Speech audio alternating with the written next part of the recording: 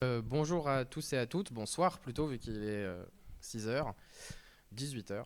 Je vais commencer par m'excuser parce que j'ai eu un début de migraine depuis le milieu de l'après-midi. Alors, il se trouve que je suis un mec blanc, cis, hétéro, presque valide. J'ai pas trop de problèmes de légitimité, ça va aller. C'est pas la peine de me dire que je suis la bonne personne, j'en ai déjà l'impression, vous inquiétez pas pour moi. Euh, Ouais, donc voilà, juste j'ai mal au crâne, quoi. Donc je suis désolé si c'est un peu ramollo ou quoi. Donc, l'idée de la conférence que je vais vous faire aujourd'hui, c'est de discuter de notre place dans les rapports de production par rapport aux big tech. Les big tech, c'est les GAFAM, mais pas que, aussi les BATX et les Yves Mort, je sais plus. Enfin, les GAFAM, c'est ceux des États-Unis, les BATX, c'est les Chinois, et les Yves Nord ou Yves Mort, je sais plus, c'est russe. Mais donc, c'est globalement les grosses entreprises du capitalisme de surveillance. Voilà. Donc, comme la dernière fois, je suis désolé pour ceux qui étaient là à mon talk de vendredi, c'est repareil. Hein, je n'ai pas changé de métier, ni de courant politique, ni de type de militantisme entre temps. Donc je suis toujours enseignant-chercheur en informatique, je travaille toujours en sécurité informatique, je suis toujours militant libriste, je suis toujours militant politique, je suis toujours militant syndical, et je suis toujours un habitué de ce genre de milieu libriste. Voilà. Euh, Si je vous dis tout ça, c'est pour que vous sachiez d'où je parle, parce que tout ça va influencer mon discours, et que forcément, c'est important que vous sachiez d'où je parle pour pouvoir analyser mon propos.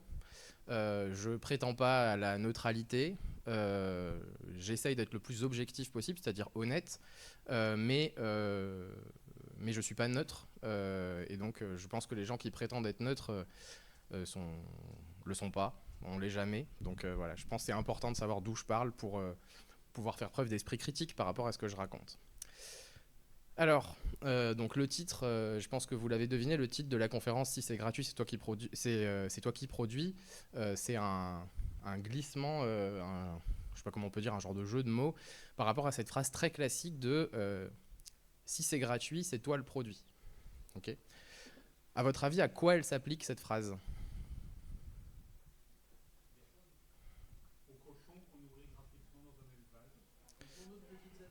Ouais, effectivement, il y a plusieurs bonnes réponses.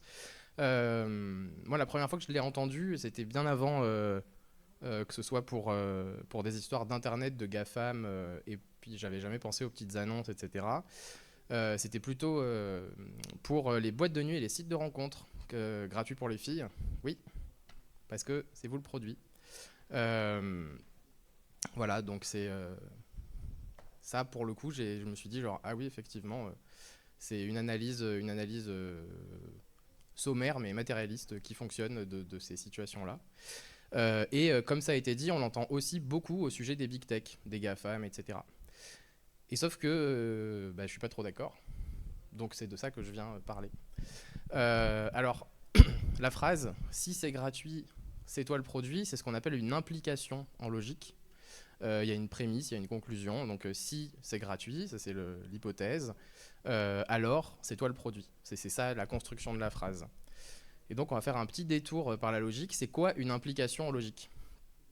Et donc ce que j'explique à mes étudiants, c'est que l'implication en mathématiques, souvent, c'est pas intuitif en fait. On comprend pas bien. Et donc l'exemple que je vais vous donner, c'est un exemple que j'ai trouvé en cherchant, en me creusant beaucoup les méninges pour trouver un exemple pédagogique pour mes étudiants et étudiantes quand je leur faisais un cours d'introduction à l'informatique fondamentale. Et donc l'idée, c'est voilà, j'ai une proposition V qui est le vent souffle, et j'ai une proposition E qui est l'éolienne tourne. Et à votre avis, est-ce que c'est V qui implique E qui implique V, ou est-ce que les deux propositions sont équivalentes, c'est-à-dire que l'implication va dans les deux sens?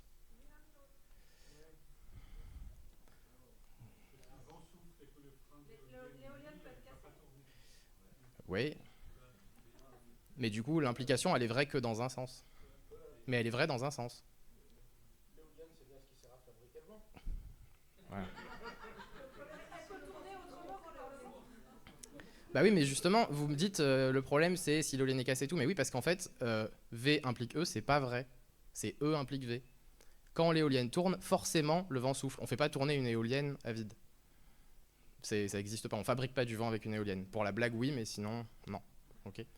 Donc, le sens de l'implication intuitive, c'est de se dire, genre, bah, c'est le vent qui fait tourner l'éolienne. Donc, c'est V implique E. Mais en fait, non. L'implication logique, la phrase vraie, c'est E implique V. C'est si l'éolienne tourne, alors oui, le vent souffle, c'est sûr. Par contre, dans l'autre sens, c'est pas forcément vrai. L'éolienne peut être bloquée, le vent peut ne pas tourner assez fort, le vent peut tourner trop fort, etc. etc. Ok.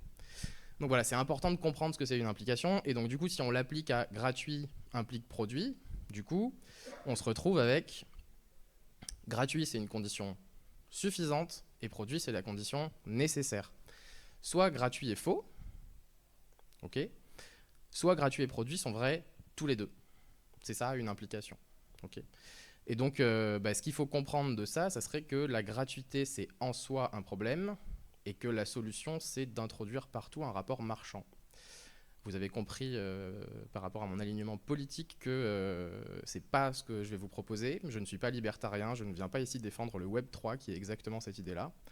Je ne viens pas vous vendre des blockchains qui sont aussi cette idée-là. Et donc, on va laisser tomber cette affirmation. A priori, elle est fausse.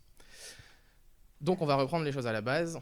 On est qui pour les big tech? Là, l'idée c'est que je vais essayer d'être très pragmatique et concret pour guider notre réflexion.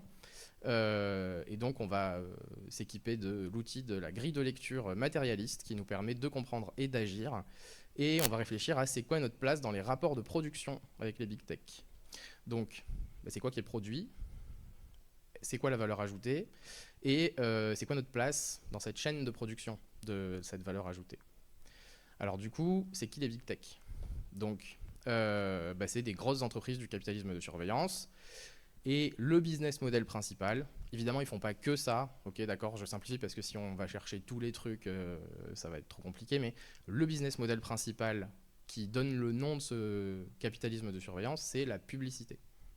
Okay. Donc, ce qui est vendu, c'est des espaces publicitaires à des annonceurs qui sont les clients. Donc c'est pas nous le produit, c'est des espaces publicitaires. Déjà on a répondu à un premier truc, voilà. Et donc les principaux clients, c'est des annonceurs. Ok, a priori pas nous non plus, on n'est pas les clients. Alors de ces produits-là, ok, je sais très bien que vous pouvez payer pour avoir plus d'espace sur Google Drive, je sais très bien que vous pouvez avoir un abonnement Microsoft Office 360, etc.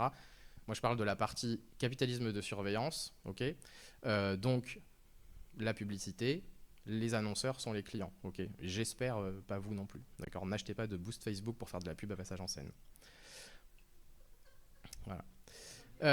Donc, cette publicité, elle est très lucrative. Okay, si on regarde les plus grosses capitalisations boursières du monde, dans les 10 premières, on retrouve les GAFAM. Voilà. Ça marche très bien comme business. Encore une fois, ce n'est pas leur seul business, je ne dis pas que c'est leur seule activité lucrative, hein, mais c'est un gros morceau.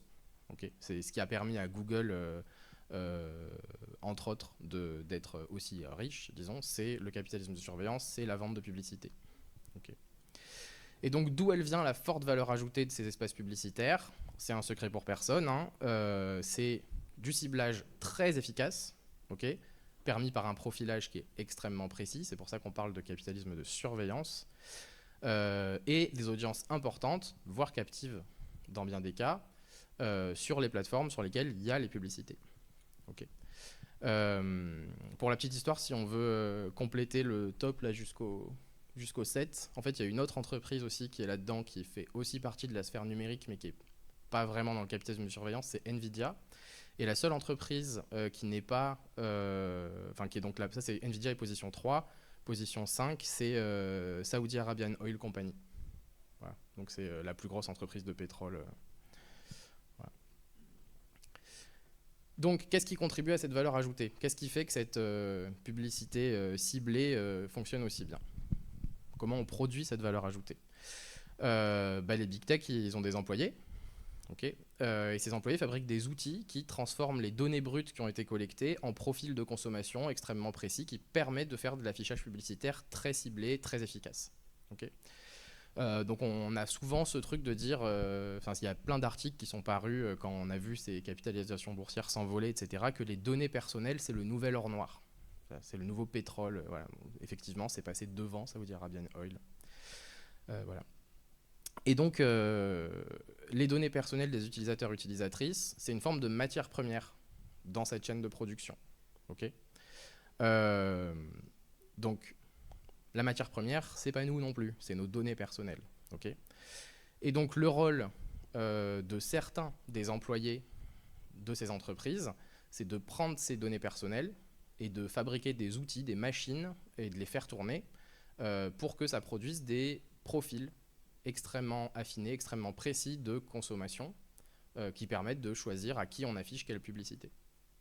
Et c'est ça qui fait de la forte valeur ajoutée de ces espaces publicitaires. Okay. Bon, là c'est une première chose. Ça va jusque-là? Ouais, ok. Donc ces données, elles viennent d'où? Parce que bon, pour être transformée, la matière première, il faut d'abord qu'elle soit extraite d'un gisement. D'accord. Si on parlait de l'or, par exemple, il y a des mines pour aller l'extraire. Okay. Si on veut transformer des pierres précieuses en jolis bijoux, par exemple, il faut qu'il y ait, avant le travail du joaillier, il faut déjà aller l'extraire dans la mine, ce truc-là. Bon, déjà, le gisement, pour le coup, c'est nous, oui. Les données personnelles, elles sont d'abord chez nous. Okay. Mais ces données, elles ne s'extraient pas toutes seules. Okay. Et ce qui se passe, c'est qu'il y a d'autres employés, parfois les mêmes, mais vous voyez ce que je veux dire, d'autres employés des big tech qui nous fournissent gratuitement des outils d'extraction de ces données que nous, on va aller utiliser. Okay. C'est des outils souvent chouettes, pratiques et aussi addictifs. Ça fait partie du principe, c'est étudié en général, pour qu'on revienne les utiliser. Et donc, c'est nous qui faisons ce travail d'extraction des données personnelles en utilisant les outils et plateformes qui nous sont fournis. On nous donne des outils et on travaille gratuitement avec. Okay. Et donc, si on regarde dans la chaîne de production de la valeur notre rôle, on serait des travailleurs et travailleuses. Voilà. Donc, on utilise les outils qui sont fournis par les big tech et ce faisant, notre rôle dans les rapports de production, ça correspond à un travail productif dans le processus de production de la valeur ajoutée qui est celui de l'extraction de la matière première. Okay. Donc si on continue l'analogie de la mine, on fait ce travail-là, voilà, avec les outils qui nous sont gracieusement fournis. Voilà. Une publicité, pour qu'elle ait de la valeur, il faut qu'elle soit vue aussi. Voilà. Donc il y a la question de l'audience. Donc on peut se demander c'est quoi notre rôle là-dedans. Donc, évidemment, quand on utilise ces plateformes, si on n'a pas de bloqueur de pub et de tracker, on fait partie de cette audience de la publicité. Okay. Mais est-ce qu'on est cantonné à ce rôle passif d'audience juste comme ça? C'est très difficile de faire ça, c'est même quasiment impossible en fait. Parce que c'est pas la télé. On n'est pas juste devant comme ça, on est toujours actif quand on est sur le web, sur ces plateformes. Ce qu'on peut se demander, c'est est-ce que toutes les activités sont équivalentes? Est-ce que, suivant l'activité qu'on a, on participe plus ou moins, etc. Et probablement oui. Hein. En tout cas, d'après les big tech, les activités ne sont pas toutes équivalentes, puisqu'il y a certaines activités sur ces plateformes que les big tech acceptent de rémunérer. Youtubeurs, youtubeuses, aujourd'hui, c'est un métier. Et Google, Alphabet, je crois que c'est Google, la maison mère de YouTube, qui est lui-même chez Alphabet, décide de partager une partie des revenus publicitaires, une partie de la valeur ajoutée qui a été créée, qui a été captée, avec les créateurs, créatrices de contenu, qui fournissent du contenu à la plateforme. Okay. Et donc si on s'arrête à ça, dans l'analyse, on pourrait se dire, en fait, il y a deux types d'activités. Il y a production de contenu et consommation de contenu. Okay. Finalement, ça serait un peu comme la télé. Bon. Mais alors du coup, est-ce que cette consommation passive, elle est possible sur ces plateformes? Et en fait, non. Pour les gens qui regardent plus tard, likez, commentez, partagez, même si c'est sur Peertube. Non, mais en fait, dès qu'on a ce genre d'utilisation de ces plateformes, très vite, en fait, on clique, on partage, on fait des choses comme ça. Et en fait, quand vous faites un like, ça fait quoi ça?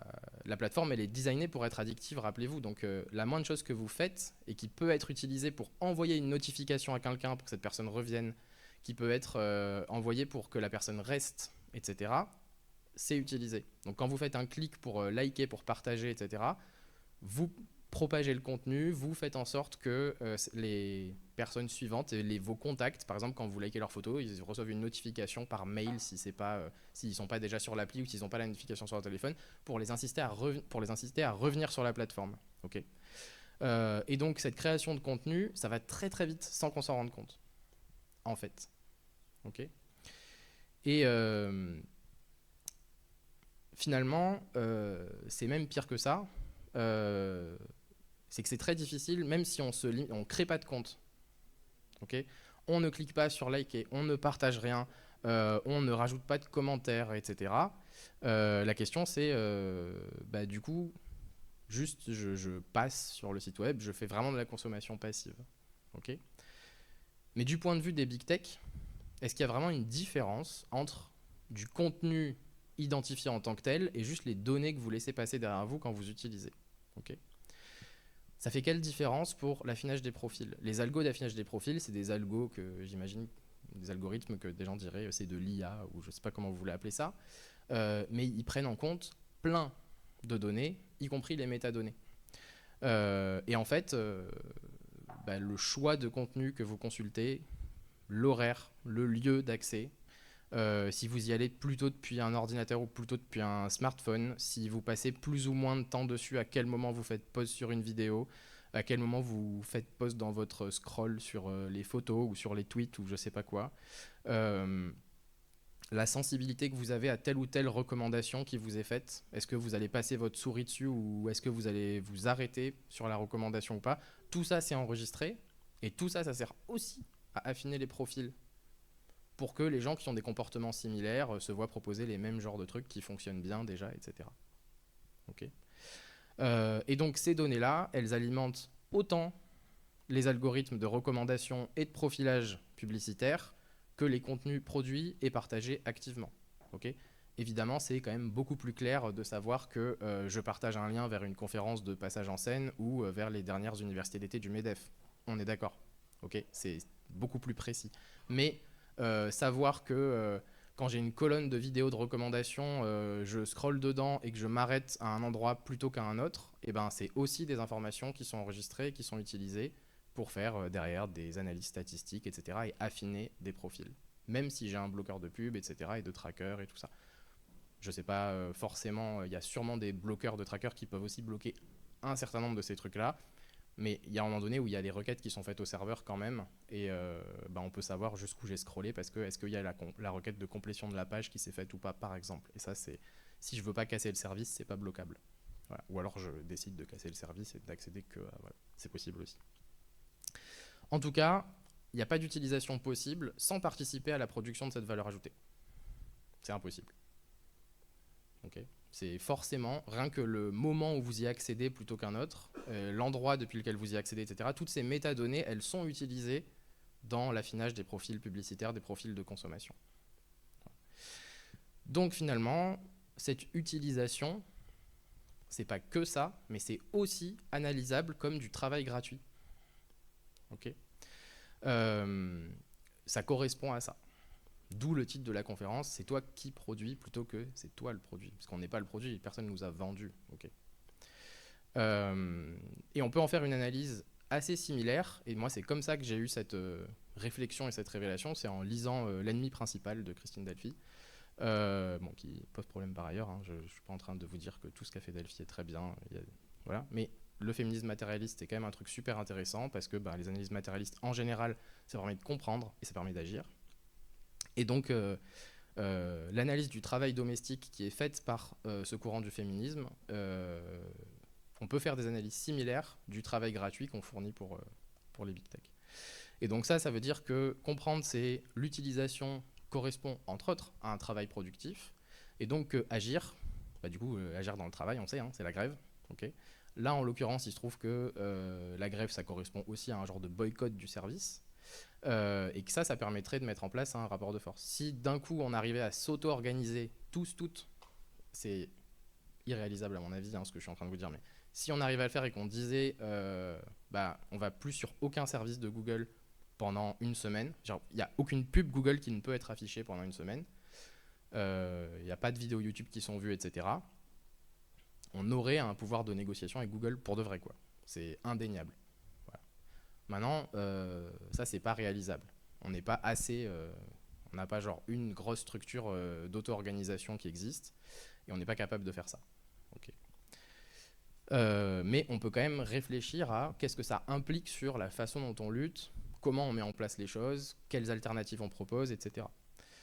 Une première chose qu'on peut dire, c'est que la grève ou le boycott, c'est des outils collectifs. On ne peut pas le faire tout seul. Donc, on ne peut pas dire, genre, moi, c'est bon, je fais ma part contre le capitalisme de surveillance, j'utilise pas ces services-là, et c'est bon. Okay. Ça peut vous donner bonne conscience à vous, ça peut peut-être vous protéger individuellement, mais c'est pas sûr, mais ça n'a aucun effet sur rien. Okay. Donc oui, j'ai fait une espèce de caricature. Voilà. Je chiffre mes mails avec GPG, mes mails sont auto-hébergés, et puis de toute façon mon téléphone sous OpenBSD, il utilise que Tor, et puis je discute sur Matrix en chiffré end-to-end et tout ça. C'est bien. Parle avec les gens qui font ça aussi. Vous êtes 4. Voilà.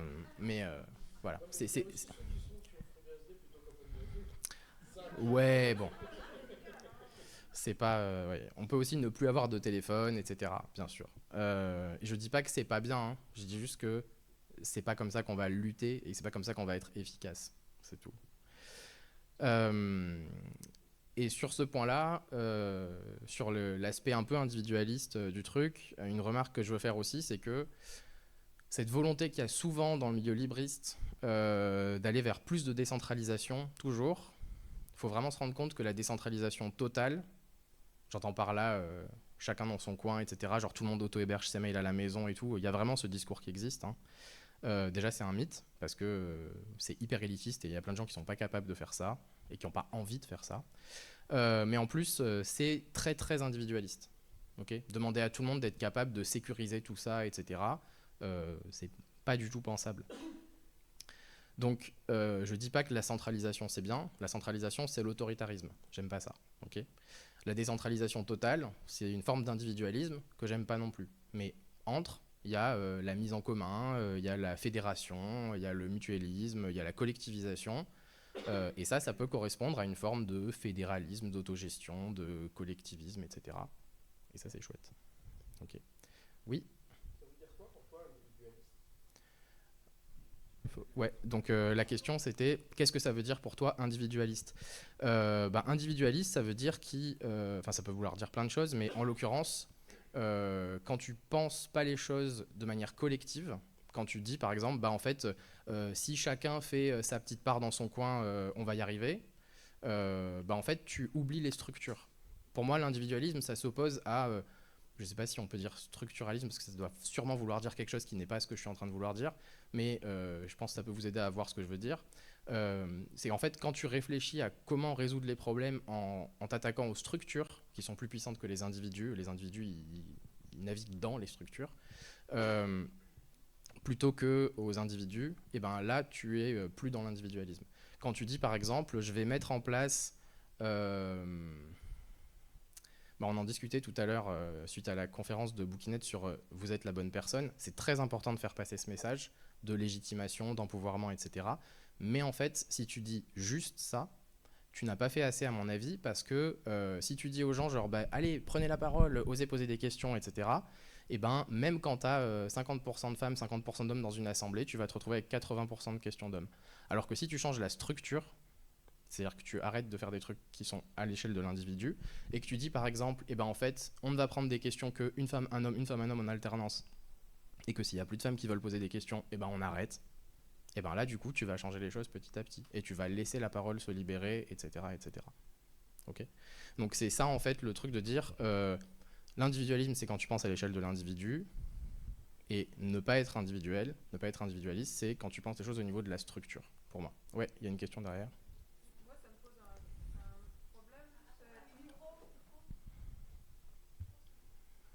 J'ai un petit problème avec l'équivalence que tu sembles faire entre justement décentralisation et individualisme, parce que pour moi, Enfin, je vois pas pourquoi décentralisation, ça serait forcément individualiste. Au contraire, justement, il faut penser une structure qui permette la décentralisation. Alors, Et c'est pas du tout incompatible. non, j'ai dit décentralisation totale. C'est quand même très différent. Quand tu fais par exemple Mastodon, À définir, hein, enfin. mais c'est ça qui est voulu par certaines personnes quand on écoute certains discours, genre sur. Enfin, vous avez des gens qui vous disent par exemple, Mastodon, c'est pas bien parce que c'est encore centralisé. Ok, le fait divers, c'est encore centralisé. C'est juste que vous avez plusieurs points de centralisation avec quand même des administrateurs ou administratrices qui ont le pouvoir sur leurs utilisateurs utilisatrices. Ou qui vont vous dire que genre le protocole mail c'est nul parce que c'est centralisé aussi. Ok, de fait c'est concentré, c'est vrai. Mais en fait c'est pas une forme de décentralisation totale, c'est une forme de fédération qui est une autre forme de décentralisation. Ok, c'est ça que je veux dire. Mais donc je vais en parler un peu plus loin. Donc, une stratégie de lutte qui est efficace, c'est une stratégie des contre-pouvoirs. L'idée, c'est de dire, bah, en fait, on veut pouvoir se passer des big tech, là, des Google, Facebook et compagnie. Et ben en fait, il faut qu'on ait des contre-pouvoirs, il faut qu'on ait des structures alternatives dans lesquelles on peut s'auto-organiser et dans lesquelles on peut voir émerger des tentatives, des expériences, etc., voir différentes structures et voir comment on peut faire sans. Okay, et si on arrive à les rendre suffisamment grandes, suffisamment puissantes, suffisamment collectives, suffisamment démocratiques, ce qui nécessite nécessairement d'être inclusif aussi, et ben on peut faire émerger des alternatives pour de vrai et effectivement réduire drastiquement l'utilisation des trucs centralisés qui nous sont imposés. Okay. Donc, ce genre de choses, les contre-pouvoirs comme ça, c'est quelque chose qui fait très très peur au capital. Okay, l'exemple vraiment typique, c'est la Sécu. Okay, à la base, la Sécu, ça a été donc monté comme un rassemblement de plein de caisses de mutuelles, etc. Et puis, c'est les ouvrières de la CGT qui, le soir, se sont retroussés les manches après le travail et sont allés commencer à faire tout ça. Et ils ont réussi à autogérer, vraiment, c'est le terme, ils ont réussi à autogérer un budget qui était 2 fois celui de l'État. Voilà. Et ça, évidemment, ça fait très peur. Okay, et donc, ça a été détricoté petit à petit, réforme par réforme. Par exemple, aujourd'hui, on ne cotise plus directement ou très peu à la sécurité sociale. Ça passe par un impôt qui est contrôlé par l'État, du coup, qui lui finance ensuite en ricochet la Sécu. C'est ce qui fait aujourd'hui qu'on peut se prendre une réforme de l'assurance chômage décidée par le gouvernement, alors que le gouvernement n'a pas son mot à dire là-dedans normalement. On est censé cotiser directement en tant que travailleuses et travailleurs à la Sécu et autogérer cet argent qui n'a rien à voir avec le gouvernement. Voilà. Donc, les contre-pouvoirs comme ça, on peut en créer, ils peuvent exister, ils peuvent même exister dans le système, c'est l'intérêt, hein, c'est qu'on n'est pas en train de dire, c'est pas un truc utopique où on doit dire on doit d'abord faire la révolution, on casse tout. Je suis désolé, j'ai toujours mal à la tête. Et ensuite, on créera notre truc, ça va être trop bien et tout ça. C'est des choses qu'on peut construire aujourd'hui, okay, et qui peuvent exister et qu'on peut essayer de maintenir, qu'on peut essayer de démocratiser, qu'on peut essayer d'autogérer, etc., qui enfoncent des coins dans le capitalisme et qui permettent d'avancer vers la solution. Voilà.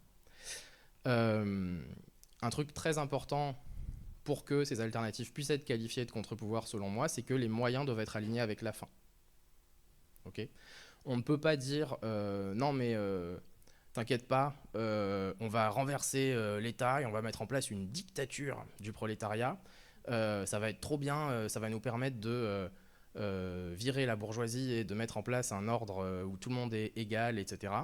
Parce que vous savez très bien que comme les moyens ne sont pas alignés avec la fin, finalement, c'est pas le prolétariat, c'est le parti, et finalement c'est pas le parti, c'est la direction du parti, etc., etc. Et on se retrouve avec un régime autoritaire. Et un régime autoritaire ne peut pas, encore une fois, les structures sont plus fortes que les individus, même avec un individu de très bonne volonté à sa tête, un régime autoritaire ne peut pas aboutir à une démocratie libre, etc., etc.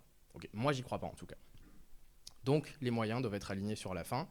On crée l'autogestion, on crée les structures autogestionnaires, on crée la démocratie, les structures démocratiques, nécessairement inclusives, puisque sinon, pas tout le monde peut être là. Et ensuite, une fois qu'on a déjà les structures d'après, on remplace ce qu'il y a maintenant. Et là, il y a un peu de friction, mais ça peut se passer. Et donc, une solution pour faire ça, c'est de construire ce qu'on appelle du commun. Et donc, un commun, c'est quoi ? pour une introduction plus longue, j'ai une conférence à Passage en scène 2018, si jamais. Un commun, c'est quoi? C'est une ressource partagée, ok, un mode d'accès et les règles de son partage, et une gouvernance, très important aussi. Ouais, merci. Un exemple classique de commun que vous connaissez tous toutes, c'est Wikipédia. Ok. La ressource, c'est du savoir encyclopédique partagé. Ok.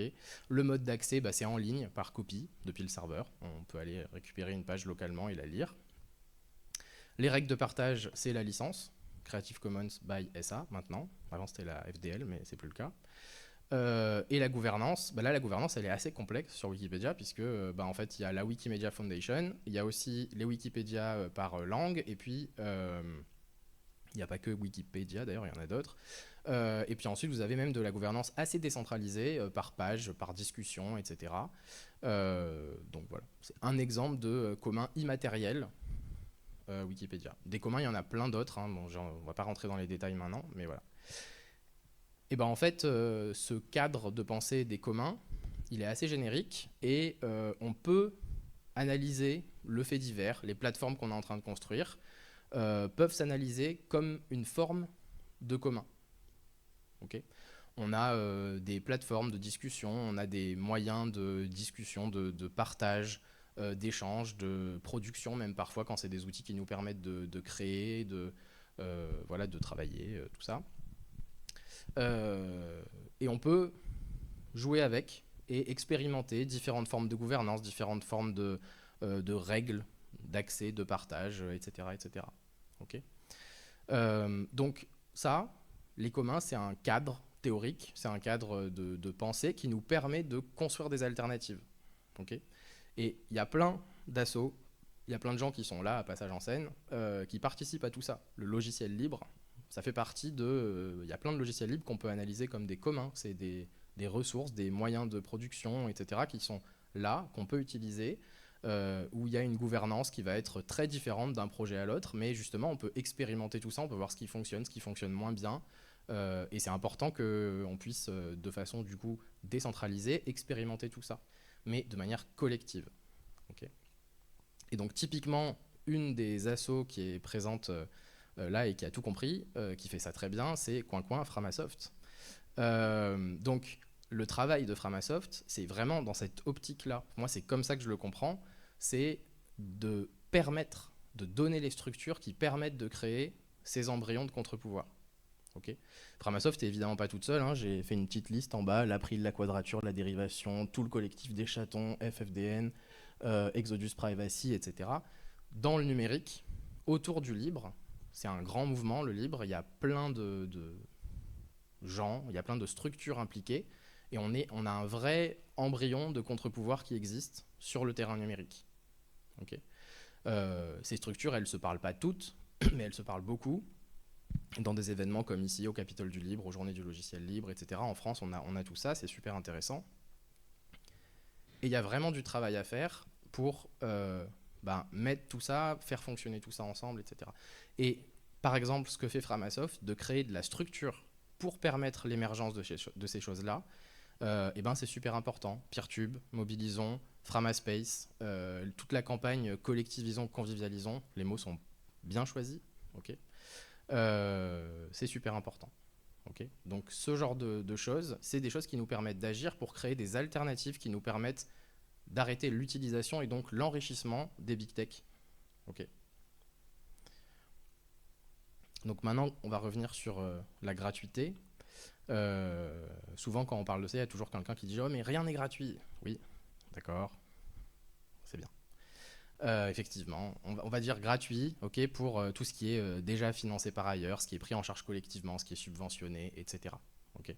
Par exemple, Framaspace, il y avait la conférence de Pig avant-hier, ouais, sur Framaspace. Framaspace, c'est payé par Framasoft, mais pour les assos et collectifs de lutte, etc., qui l'utilisent, c'est gratuit. Okay. Ça ne veut pas dire que dans l'idée, ça coûte rien, ça coûte du travail, forcément, comme toute activité. Et puis il y a les serveurs, il y a les ressources, etc. Donc évidemment, rien n'est gratuit. Oui, d'accord, c'est bien. Mais du coup, si on revient, si on se met d'accord sur le fait qu'on a le droit d'utiliser le terme gratuit, Si on revient à notre question de est-ce que c'est émancipateur, est-ce que c'est asservissant, est-ce que ça nous permet de nous sortir de travailler malgré nous pour enrichir les big tech qui nous surveillent et facilitent la technopolis, puisque c'est le système qui va avec le capitalisme de surveillance. Et ben la gratuité, c'est pas le bon critère. Okay. Moi, j'ai gardé dans le titre de la conf si c'est gratuit au début, avec des guillemets, parce que sinon, on voyait plus d'où je partais. Mais en fait, on devrait dire quand c'est une forme de gratuité, parfois c'est... Voilà. Mais du coup, ça faisait moins catchy, quoi. Voilà. Donc, si c'est gratuit, c'est toi le produit. A priori, on se met d'accord que cette phrase, on la dit plus, ok, pour les cas des big tech, hein. Elle est toujours valable pour les applications de rencontres, pour les boîtes de nuit, etc. Hein. Parce que l'utilisation d'un logiciel libre, c'est gratuit, ça ne fait pas de vous un produit. Okay, la consultation d'une page Wikipédia, c'est gratuit, ça ne fait pas de vous un produit. La prise en charge d'un soin quand vous allez à l'hôpital public, c'est gratuit, ça ne fait pas de vous un produit. Okay. Au contraire, c'est plutôt l'inverse. Okay. Et ben, les communs, la création de ces plateformes, etc., c'est plutôt un antidote au rapport capitaliste-marchand qui fait qu'on se retrouve dans cette situation par rapport au big tech. Okay. Et certains de ces communs, ils peuvent participer à la construction de contre-pouvoirs tels que je vous en parlais. Et donc c'est ça vraiment qu'il faut soutenir, c'est ça la meilleure manière d'agir. Et je pense que c'est déjà ce que la plupart des gens ici font. Mais je pense que c'était important de remettre en question ce truc de on est le produit et plutôt d'essayer de vraiment comprendre pourquoi c'est une bonne manière de lutter de faire comme ça. Pourquoi le mouvement libriste, etc., est plutôt sur la bonne voie, a priori, pour dégager du temps hors de ce système big tech et du coup lutter contre nécessairement, puisque le temps qu'on passe dessus, c'est du temps de travail pour eux. Voilà. Si vous avez des questions maintenant, je suis ouvert à la discussion, vu que le but c'est ça, c'est d'ouvrir la discussion. J'ai toujours mal à la tête par contre, je suis désolé. Ah bon ?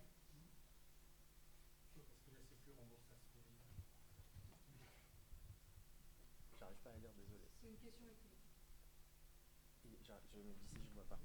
Et je vois écrit si noir. Ok. Mais je connais pas.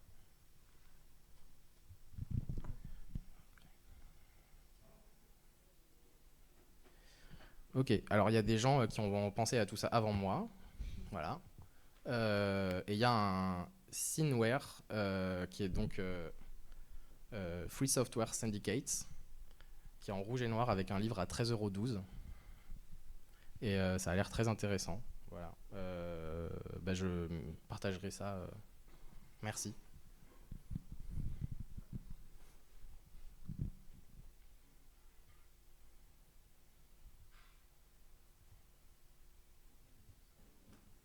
Tout le monde est éclataxe des 3 jours de festival, c'est ça ? Une question. On va attendre le...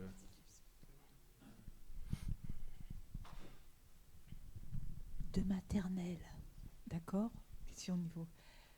Quand je suis soucieuse d'utiliser Cleaner et de retirer les cookies, ça fait quelque chose sur le fait que je participe à donner mes...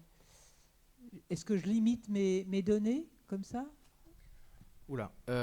Alors quand on limite, quand on supprime donc les cookies, les cookies c'est des petits fichiers texte qui sont sur votre ordinateur et qui sont envoyés avec vos requêtes quand vous naviguez sur le web aux sites web qui vous les ont mis. Il y a des cookies tiers aussi, c'est un peu compliqué, etc. Mais voilà. C'est un système qui est utilisé assez classiquement pour faire du tracking, donc pour vous suivre, parce qu'on peut mettre un identifiant unique qui vous correspond et ça vous permet de vous suivre, par exemple, à une agence de publicité. Ça lui permet de vous suivre d'un site web à l'autre, ou ça permet à un site web de savoir que vous êtes arrivé depuis la publicité de tel site et que même si 2 jours après vous faites votre achat, en fait, moralement, vous venez, c'est le site d'il y a 2 jours qui vous a envoyé. Donc quand vous supprimez vos cookies, vous pouvez supprimer une partie de cette information. Mais c'est vraiment très très très loin d'être le seul moyen de vous pister. Et c'est absolument pas suffisant. Voilà. Il y a je crois que c'est l'Electronic Frontier Foundation, donc l'EFF, qui a un site dans ce qu'on appelle de fingerprinting, d'empreintes, où quand vous allez visiter le site, ils ont créé un outil qui regarde un peu toutes les données qu'ils peuvent récolter sur vous, sans parler de cookies ni rien, sans même parler d'adresse IP, juste en regardant la configuration de votre navigateur, quelles polices sont installées sur votre système, quelles extensions sont là, c'est quoi votre résolution, etc., etc. Et ils vous disent à quel point vous êtes unique pour permettre de vous tracer. Et en général, c'est assez flippant. Voilà. Donc, ça peut pas faire de mal de le faire, mais ça peut pas être suffisant. Et juste, dernière petite question à mon niveau. Utiliser un truc comme CCleaner, là, ça sert à quelque chose? Je sais pas ce que c'est CCleaner. Désolé. Ah oui, non, mais alors là... Ouais, c'est désolé. interdit de sourire et de rigoler, hein. Non, mais c'est pour ça que je connais pas, mais si c'est un outil Windows qui permet de... Si c'est un outil Windows qui permet de faire des choses plus proprement et tout, en vrai, en tant que militant, je devrais connaître. Je suis pas là pour dire aux gens, genre, non, de toute façon, je m'occupe pas de toi, t'as qu'à installer Linux. Ok. Ça, c'est une attitude sectaire et stupide. Par exemple, Framasoft, dans le passé, ils ont fait la Framaki, et c'était des logiciels pour Windows, mais ça introduisait au libre, et c'était très bien. Donc, je connais pas ces cleaners, mais my bad. Mais en fait, le problème, c'est que moi, je connais rien à tout ça. J'utilise... et en fait, ouais, voilà, je découvre ce qu'il y a dans la bécane, quoi. Donc j'utilise... bon, mais enfin, ces 3 jours auront eu une vertu que je vais aller regarder de plus près. Bah, c'est cool. Merci à l'organisation. Oui, merci à tout le monde. Il y avait une autre question là-bas. Normalement, il y a au moins des gens qui sont pas d'accord avec ce que j'ai raconté. Hein. Alors, ça va peut-être être un peu provoque ce que je dis, mais après tout, on est dans un milieu un petit peu geek et militant, donc on a tendance aussi à se provoquer un peu entre nous pour démarrer une réflexion. Mais on dit que si c'est gratuit, c'est toi qui produis. Ça, je suis parfaitement d'accord. Mais on parle aussi de capitalisme et anticapitalisme dans nos milieux. Mais le problème, c'est sans le capitalisme, on ne peut pas non plus se loger, se nourrir ou autre. Alors comment est-ce qu'on fait pour vraiment réussir à lutter contre le capitalisme sans finalement utiliser le capitalisme aussi à des fins en soi? Alors, en fait, on vit dans un système. On ne peut pas partir dans l'espace, faire autre chose. Les vêtements que je porte ont probablement pas été fabriqués de manière éthique parce que je gagne plutôt bien ma vie, mais pas assez pour acheter des fringues à 300 balles chacune quand elles ont été produites en France. C'est un fait. La nourriture que je consomme aussi, et c'est pareil pour tout le monde. En fait, c'est pas tellement entendable comme argument, je trouve, parce que il n'y a pas vraiment de possibilité de faire autrement. On peut essayer de construire les alternatives, c'est ce que je dis qu'il faut faire, et je suis vraiment pas le seul à dire ça. C'est pas une pensée originale. Mais on peut pas sortir du système comme ça du jour au lendemain. C'est petit à petit qu'il faut faire les choses. Et puis je suis désolé, mais on ne demande pas aux capitalistes de ne pas se faire rembourser leurs soins, quoi. Alors que la Sécu, c'est nous, c'est pas eux.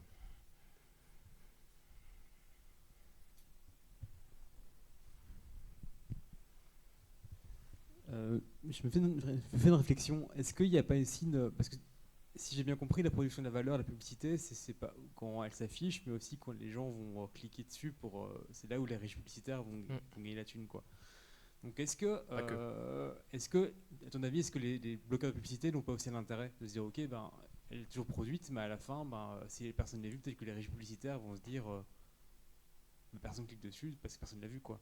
Si, bien sûr, j'ai marqué en petit dans les slides à un moment donné, utiliser des bloqueurs de pub et de tracker. Carrément, il faut faire ça. Alors, les publicités, il y a plusieurs régimes de rémunération. Il y a le pay-per-view et pay-per-click. Donc, effectivement, le clic, c'est toujours plus rémunéré que la vue, mais l'affichage compte aussi. parce que c'est comme ça que ça fonctionne la pub, hein. Juste de le voir, même quand tu cliques pas dessus, en fait, voilà, ça fonctionne déjà. C'est sûr que si tout le monde bloquait les publicités, ça participerait à ce que, à la fin, le produit soit pas vendu. C'est le principe du boycott. Ça, c'est sûr.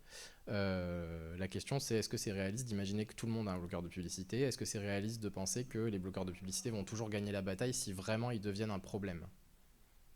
Parce que vous savez très bien qu'il y a des bloqueurs de pub et puis des bloqueurs de pub qui existent. Et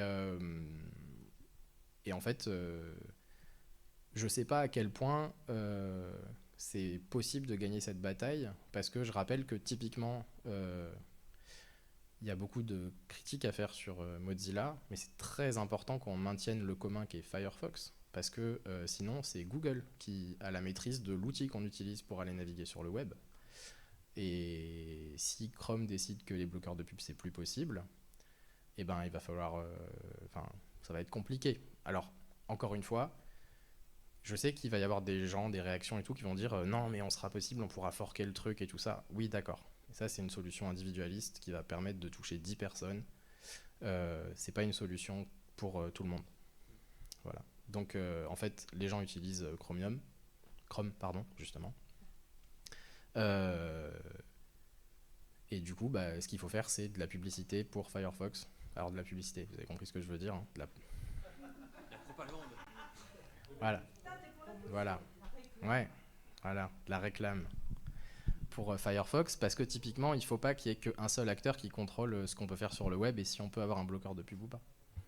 Ouais, le micro. J'avais juste une petite question. En fait, il y a quand même, je me rends compte qu'il y a quand même un changement de modèle économique, notamment pour Google, qui sont plus basés sur la captation de la donnée, mais sur le traitement de la donnée. Et je suis en lien avec quand l'Union européenne leur ont dit, écoutez les gars, les cookies c'est un peu pété, il faudra peut-être que vous arrêtiez. Ils ont dit ok. Moi je pars du principe que quand un acteur, un GAFAM dit c'est ok, c'est qu'ils ont d'autres moyens de gagner la thune. Est-ce que tu penses justement que comment on peut faire là-dessus? Parce qu'en gros, maintenant ils ont estimé qu'il y a suffisamment de données pour alimenter leurs IA. Et donc c'est-à-dire que tout ce truc de blocage publicité, etc., n'est plus efficace, quoi. Donc tu veux dire que là maintenant, les données qui sont captées, qui sont intéressantes pour eux, c'est celles qui permettent d'entraîner les IA. Qui ont suffisamment de données maintenant pour faire autre chose, quoi, en fait. Ouais. Alors ça, c'est un truc, je peux pas prédire l'avenir et je sais pas du tout ce qui va en devenir, mais je sais, pour l'instant, il y a beaucoup de thunes qui sont mis dans le développement des IA, etc. Je sais pas s'il y a encore un business model derrière. Est-ce qu'on gagne de l'argent avec des IA vraiment? Je veux dire, peut-être que oui. Hein. Juste, je pose la question. Je suis pas du tout au courant. Donc je sais pas si c'est pas genre une espèce de mode qui en fait va se casser la gueule d'elle-même parce que voilà. Ou si c'est vraiment un truc qui va pouvoir être vendu et mis à toutes les sauces, mais au sens où ça va rapporter de l'argent, je sais pas. Mais oui, de toute façon, c'est un truc contre lequel il faut lutter parce que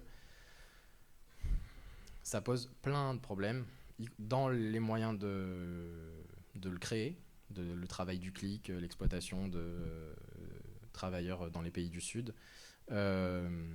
Et ça pose plein de problèmes après éthique et d'utilisation de données personnelles qui sont balancées dans les IA quand on les utilise n'importe comment. Voilà. Donc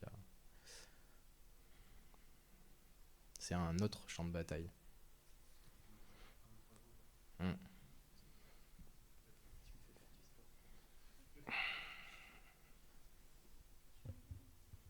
Moi, j'aimerais bien rebondir sur l'exemple de Mozilla. Ouais.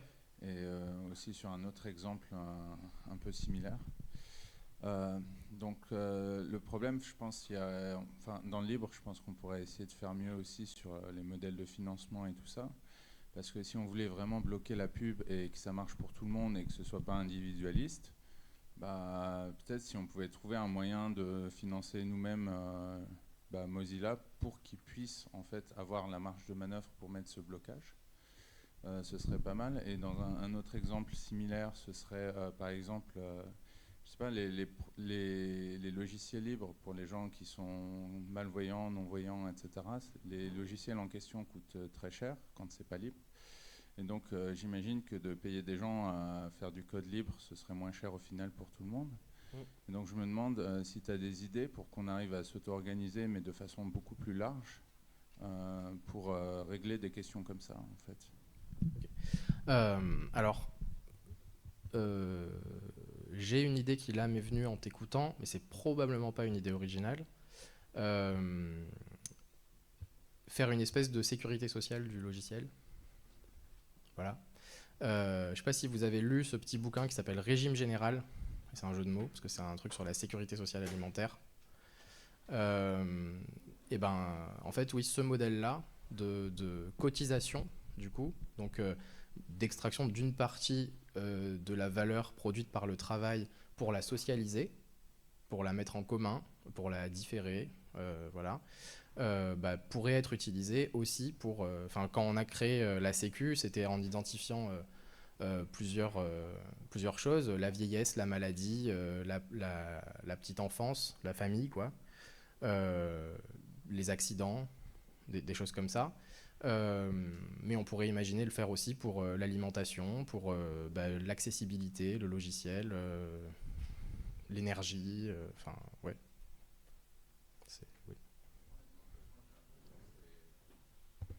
J'ai pas tout suivi pour l'alimentation, mais je crois qu'il y a des essais actuellement et c'est en train de...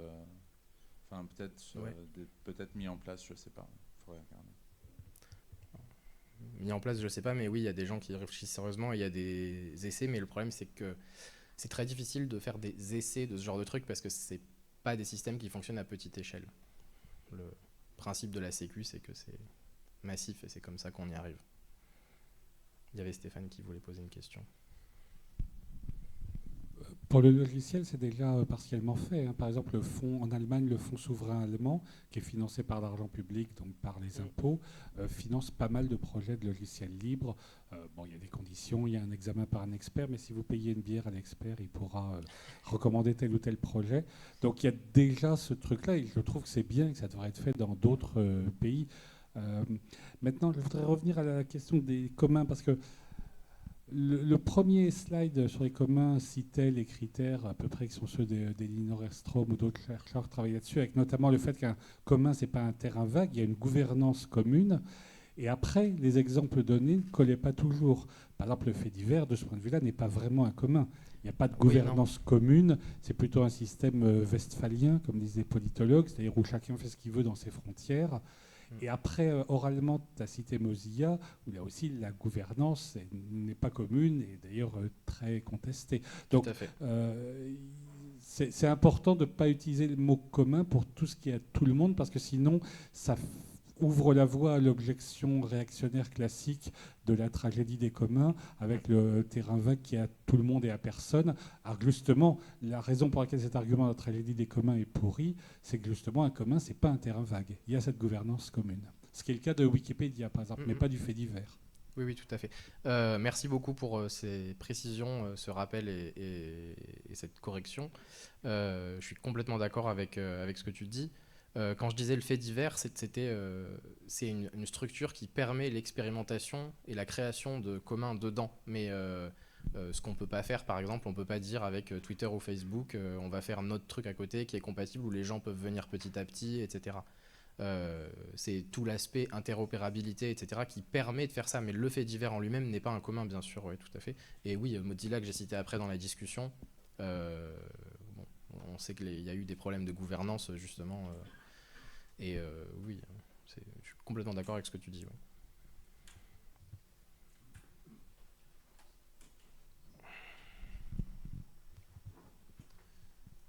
Il y a beaucoup de surveillance qui passe par le navigateur.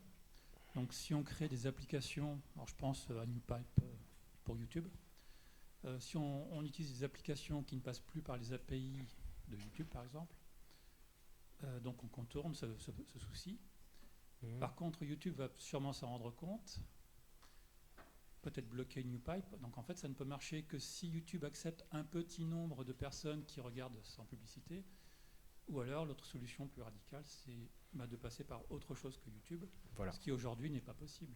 Il y a, en volume.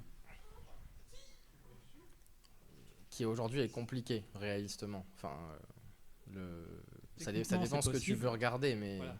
La diversité des sujets, surtout si on veut du francophone, puisque bon, si on ne parle pas anglais, c'est un peu compliqué. Peertube, c'est bien, mais l'offre n'est pas énorme. Ça fait partie des choses sur lesquelles il faut lutter, rendre les choses plus accessibles, plus faciles, plus visibles, plus connues, plus... Oui, ça fait partie de notre travail de militante et militant du libre. De permettre... voilà. Mais c'est un truc qu'on peut pas faire juste en tant que utilisateur, utilisatrice. Enfin, je veux dire, quand on parle de propriété collective des moyens de production, par exemple, de choses comme ça, pour un supermarché, c'est pas que les gens qui travaillent dans le supermarché, c'est aussi ses usagers et usagères. Et là, ça veut dire qu'en fait, il faut aussi que les producteurs, productrices de contenu puissent se réapproprier leur plateforme, etc. Et aujourd'hui, les coûts de gestion, etc. sont tels que la plupart n'ont pas intérêt à quitter les plateformes des big tech, Oui, Twitch, YouTube, etc. Mais si on veut vraiment aller vers une sortie de ce système-là, si on veut vraiment essayer de taper dans le capitalisme de surveillance, en fait, c'est ce genre de choses qu'il faudrait essayer de mettre en place. Parce que les personnes qui gagnent de l'argent, c'est leur métier, quoi, sur YouTube, est-ce qu'ils gagneront autant d'argent sur Peertube? Et la question, c'est pas forcément autant, mais c'est suffisamment. Pour vivre. En fait, c'est là la limite. C'est un frein. Enfin, c'est une des limites. C'est pas forcément une limite, mais c'est un frein à la transition auquel il faut travailler par plein de moyens différents.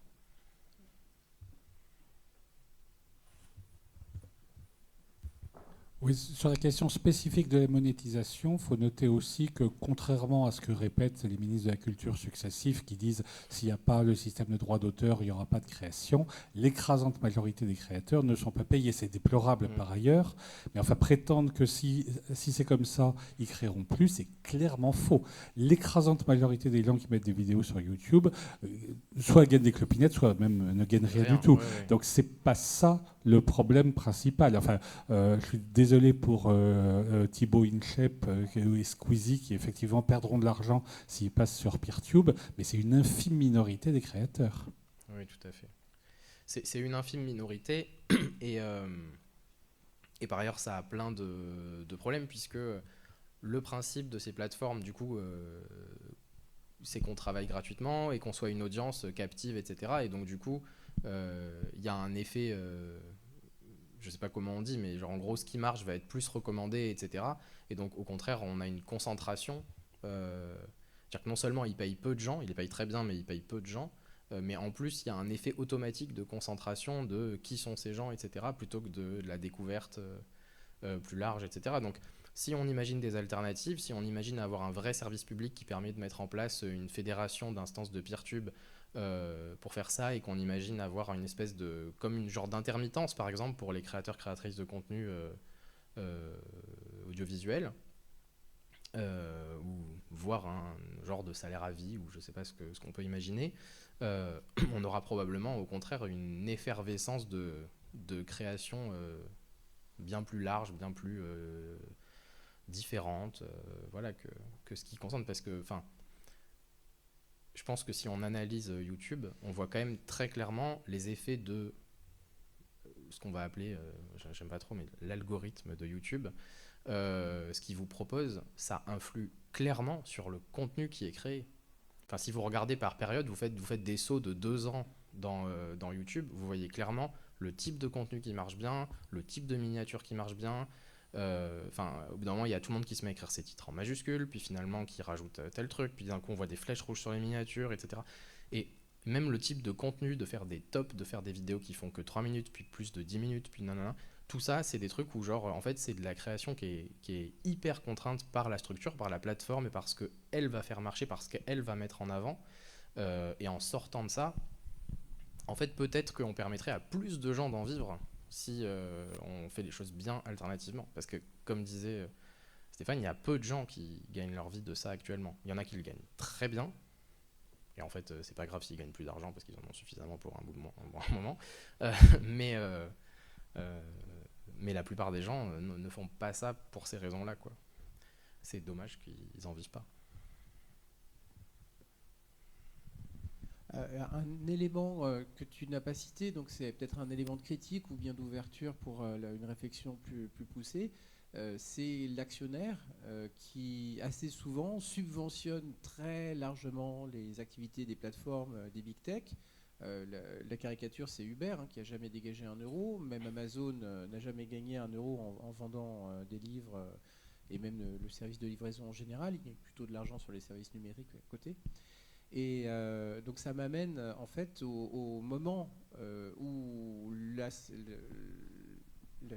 propriétaire, l'actionnaire, veut valoriser, veut récupérer son argent.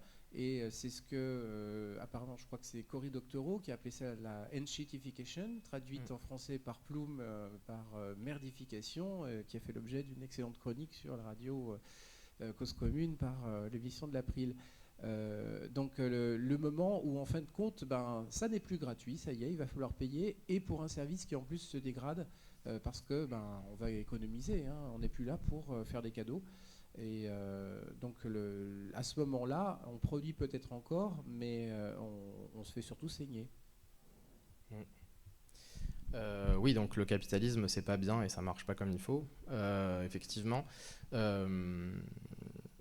Il y a quand même un truc dont il faut se méfier quand on dit l'actionnaire subventionne et tout. L'écrasante, mais alors vraiment écrasante majorité de l'actionnariat, c'est du marché secondaire. C'est-à-dire c'est des gens qui spéculent, qui rachètent des actions, etc. Ils n'ont pas mis un copec dans la boîte. Et quand ils demandent leurs dividendes, etc., ils n'ont servi à rien. Okay. Le seul moment où on met des thunes dans une boîte, c'est au moment de l'émission primaire des actions. Et ça n'arrive pas souvent. C'est pas, et après, il y a les créanciers, etc., de la boîte quand elle fait des emprunts, tout ça, c'est à ce moment-là qu'on finance. Mais ça, pareil, on pourrait tout à fait sortir de ce système-là avec une caisse de cotisation qui sert à l'investissement dans les projets qui sont nécessaires ou qu'on estime nécessaires. Donc, voilà, mais il y a du boulot pour en arriver là. Mais effectivement, le fait d'avoir un système comme ça d'actionnariat à satisfaire, ça fait partie des choses qui merdifient les services, les systèmes, etc. Puisque il faut toujours proposer plus, etc. C'est pas...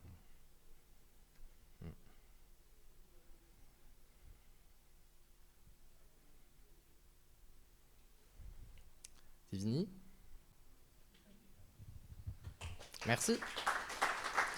Et du coup, comme c'était la dernière conf de Passage en scène, merci beaucoup à l'organisation des 3 jours.